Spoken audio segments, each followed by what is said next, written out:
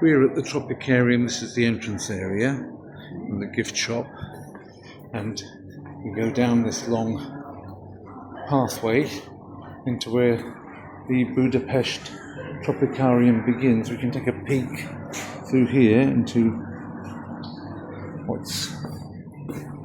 it's part of a shopping centre, incidentally, which a lot of them, these things which are in shopping centres are not always all that big. We'll have to see. That's no entry here.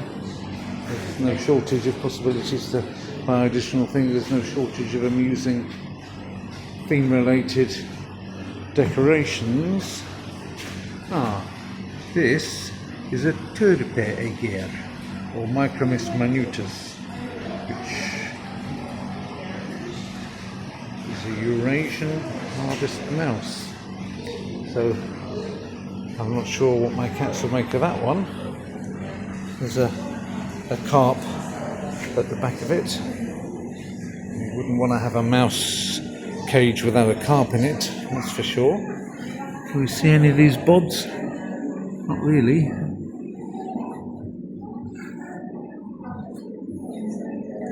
Oh, okay. So, mice, perhaps not so. You see them?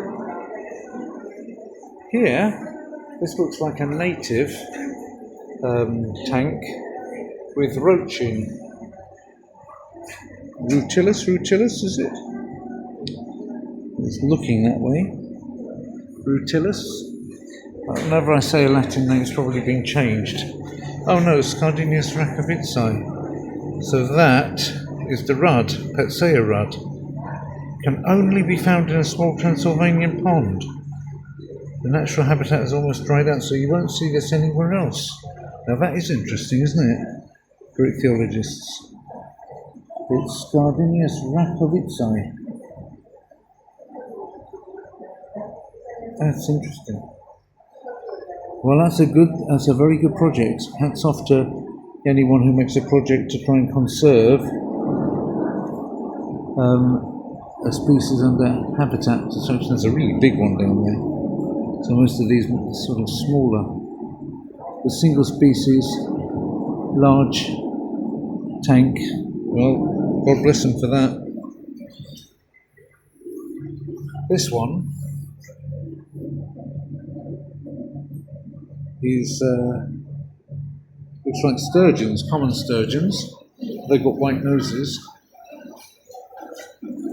Tocqueville.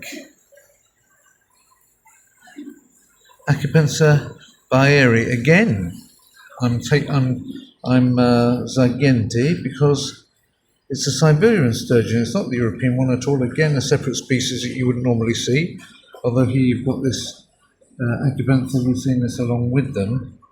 The albino ones, I don't think it's that natural to have all that many albinos together with the standard ones, but that's interesting, isn't it? The Siberian ones are more grey coloured, and the common Acapensa ruthenio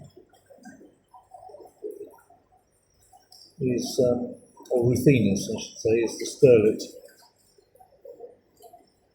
But the albino sterlets, that's a kind of the common sterlet. So the ones which are the Acapensa baeri, they must be the biggest ones.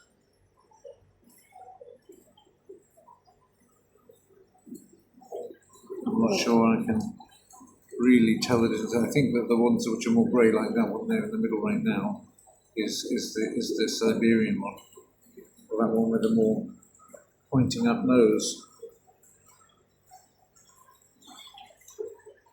I'm not by any means an expert on the sturgeon family.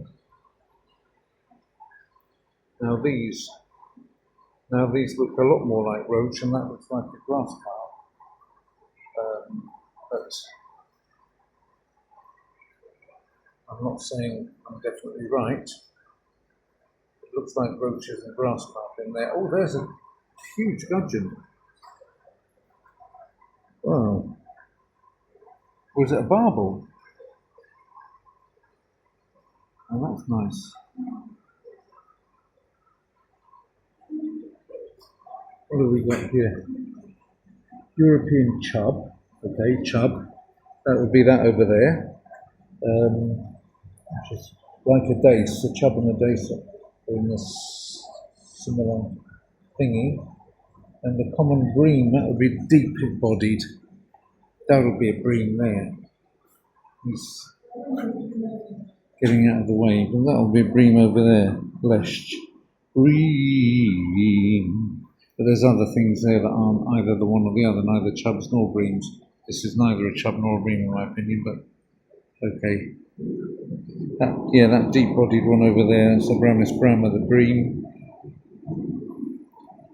Oh, del mio dolce adoro,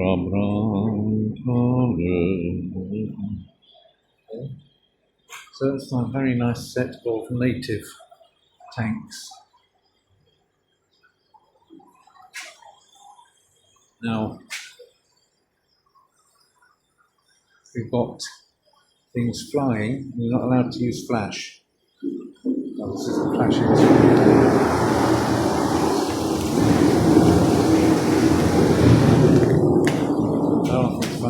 I'm not sure it's wise to go in there before I've seen everything here. There may not be a way back. But there's a big sturgeon in there. Look at the size of that one. Huge.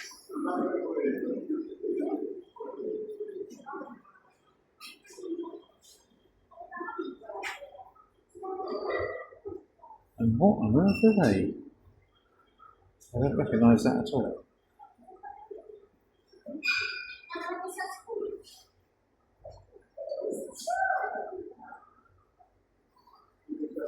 That's off to the person that did this, because they seem really untypical fish that you don't see much of.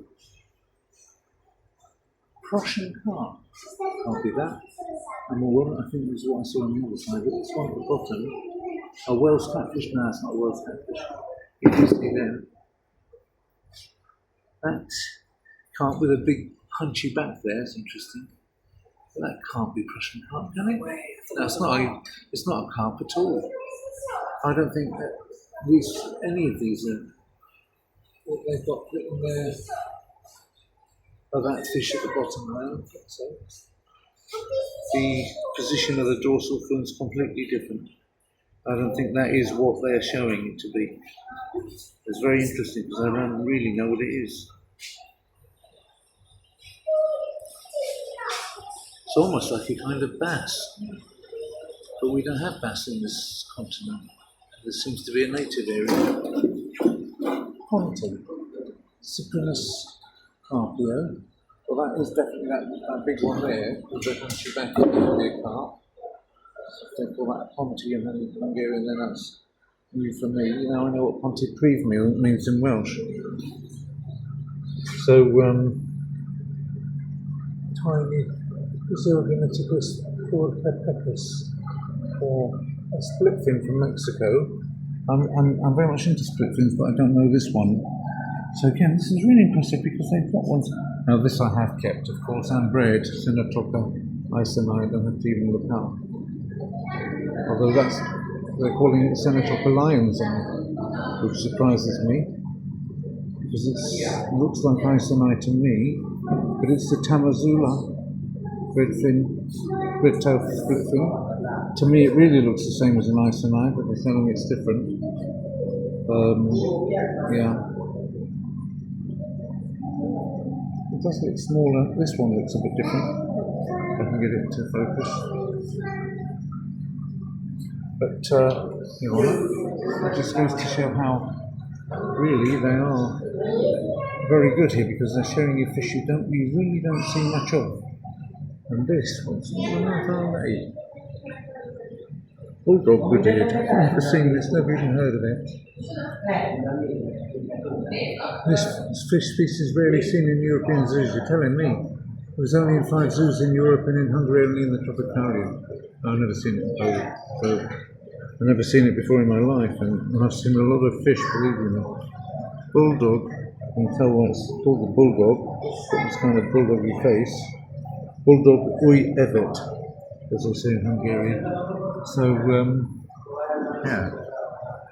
Óriás, which means huge, isn't it? Patak Ponti, which is, what's that, 2 cup?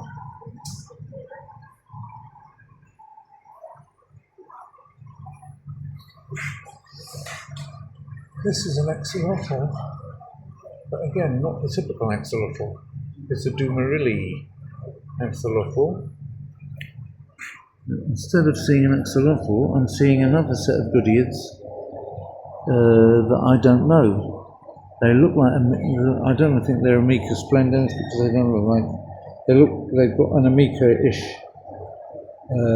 shape to them. Maybe this is that one which is only found in captivity.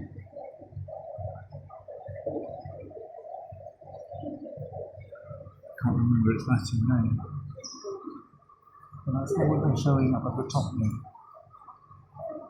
The full marks again for a rare goodid. And these goodeids really do need our help because they're all threatened with habitat destruction in nature. These are more the same. And here we're calling them barred splitfin and balsa splitfin, Iliodon white-eye and Papalichthys encaustus. So that's something you won't see in the trade much. I've never seen it before. Amica splendens are bred. Xenotopic Isonaia bred, and that's beautiful. That's very similar to Amica splendens in shape anyway. But that's a beautiful colour. A little bit of the old archback there comes with age, especially if you've got an inbred population, which you inevitably will get with goodeids after time almost. You've got to be very careful about it, because there are very few sources of them. But still very beautiful colours and very intriguing shape. All goodeids are exceptionally interesting from the biologic point of view, very unique. They have the biggest live-born fry of any type of bony fish, at least. Very, very interesting.